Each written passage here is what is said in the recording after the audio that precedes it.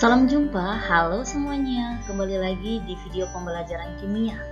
Kali ini kita akan membahas materi kelas 10, yaitu metode ilmiah.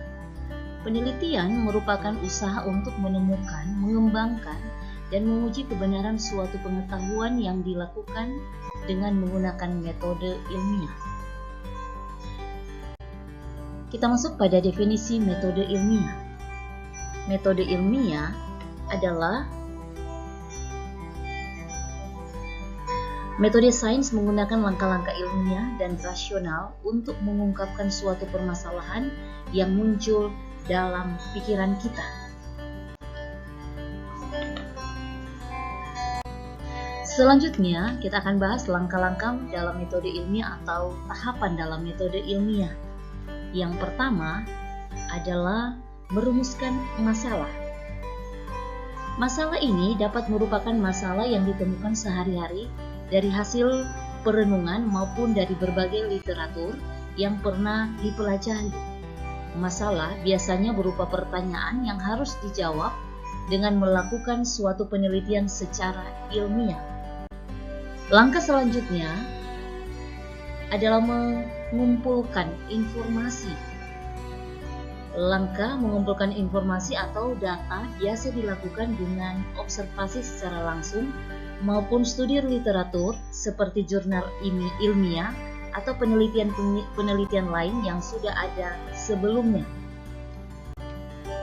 Langkah berikutnya adalah menyusun hipotesis. Setelah kita melakukan observasi dan didapatkan data, maka yang harus kita lakukan adalah membuat hipotesis, yaitu jawaban sementara terhadap masalah yang masih bersifat praduga karena masih harus dibuktikan kebenarannya melalui penelitian.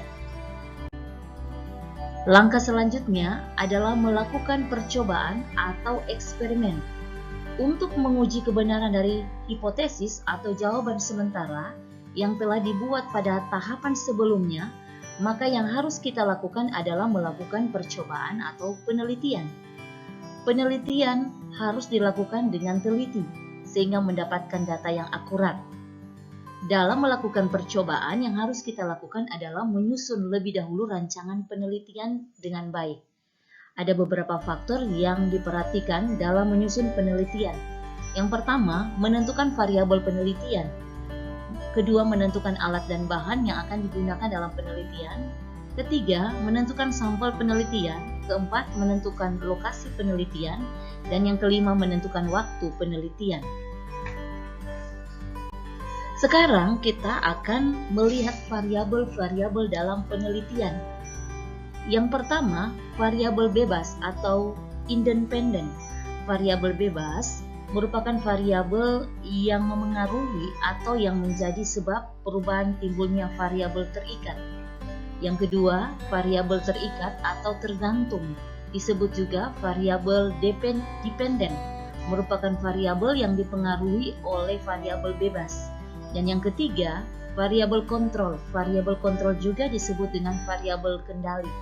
Variabel kontrol adalah variabel yang perlu dikontrol atau diajak sedemikian rupa sehingga pengaruhnya dinetralisir, dikeluarkan atau disamakan di semua kondisi. Langkah metode ilmiah yang berikutnya mengelompokkan dan menganalisis data. Pada tahapan ini data-data yang diperoleh dari hasil penelitian dicatat dan diolah dalam bentuk grafik atau diagram maupun bentuk lain sehingga mudah dianalisis. Analisis ini dikembangkan dari rumusan hipotesis yang telah dibuat sebelumnya, di mana dapat menjelaskan fenomena permasalahan yang terjadi atau tidak.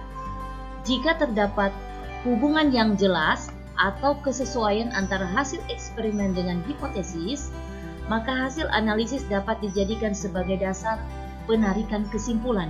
Jika tidak, maka dilakukan pengulangan langkah-langkah sebelumnya. Langkah berikutnya adalah membuat kesimpulan.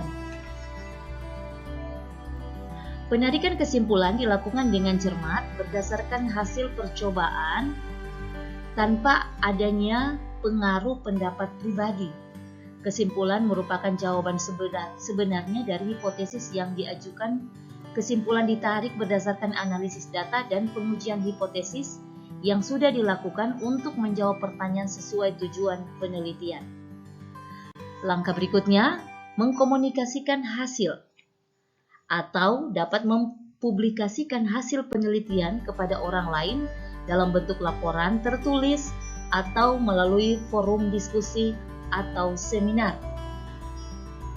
Kerangka tulisan atau outline dari suatu laporan ilmiah disusun secara berturut-turut. Yang pertama judul, kedua kata pengantar, ketiga daftar isi, yang keempat pendahuluan, yang kelima bahan dan metode, yang berikutnya hasil dan pembahasan, kemudian kesimpulan dan saran, berikutnya daftar pustaka, dan terakhir lampiran-lampiran.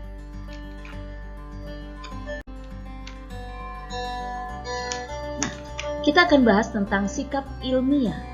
Sikap ilmiah ini adalah sikap yang harus dimiliki oleh yang ada pada diri seorang ilmuwan, termasuk siswa kalian yang akan melakukan penelitian.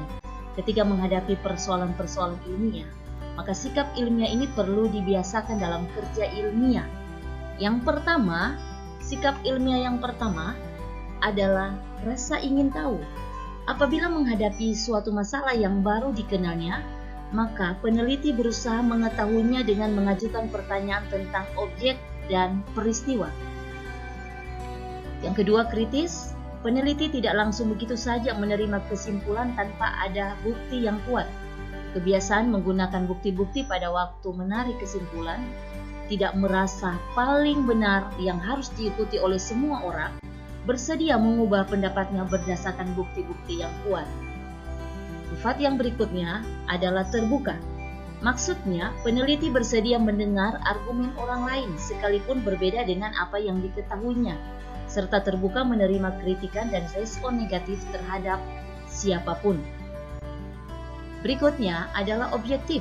Peneliti melihat sesuatu sebagaimana adanya objek itu, menjauhkan bias pribadi dan tidak dikuasai oleh pikirannya sendiri.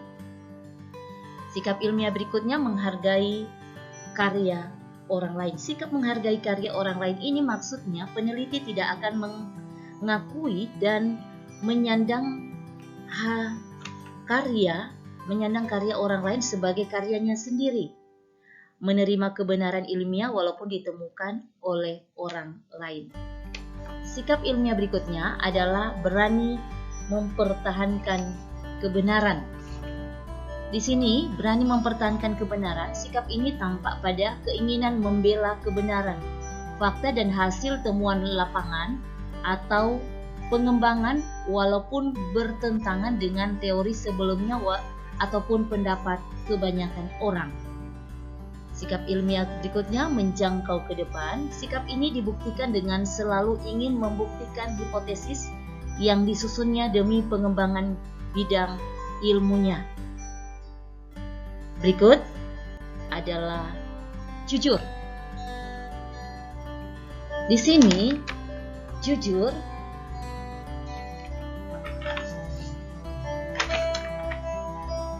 artinya di sini sikap jujur ini diterapkan dalam penelitian. Laporan hasil penelitian harus dibuat dengan jujur sesuai dengan kenyataan. Bukan memanipulasi data agar diperoleh hasil yang diharapkan. Jika data yang diperoleh berbeda dengan teori yang ada, maka perlu dijelaskan alasannya atau penyebab perbedaan yang muncul. Sikap ilmiah yang berikutnya adalah tekun. Sikap tekun ditunjukkan dengan tidak bosan mengadakan penelitian, bersedia mengulangi eksperimen yang hasilnya meragukan, tidak akan berhenti melakukan kegiatan-kegiatan apabila belum selesai terhadap hal-hal yang ingin diketahuinya. Sikap ilmiah berikutnya adalah optimis. Seorang ilmuwan selalu memiliki harapan yang kuat. Ia tidak akan berkata bahwa sesuatu itu tidak dapat dikerjakan, tetapi akan mengatakan, berikan saya kesempatan untuk memikirkan dan mencoba mengerjakan.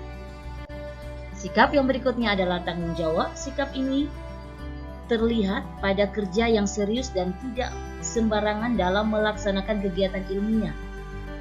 Ilmuwan akan menanggung segala sesuatu yang ia kerjakan. Sikap berikutnya adalah disiplin. Sikap ini terlihat pada ketaatan dan kepatuhan terhadap aturan yang berlaku ketika mengerjakan kegiatan ilmiah. Misalnya, ketika sedang bekerja di laboratorium, ilmuwan akan menaati peraturan keselamatan kerja di laboratorium.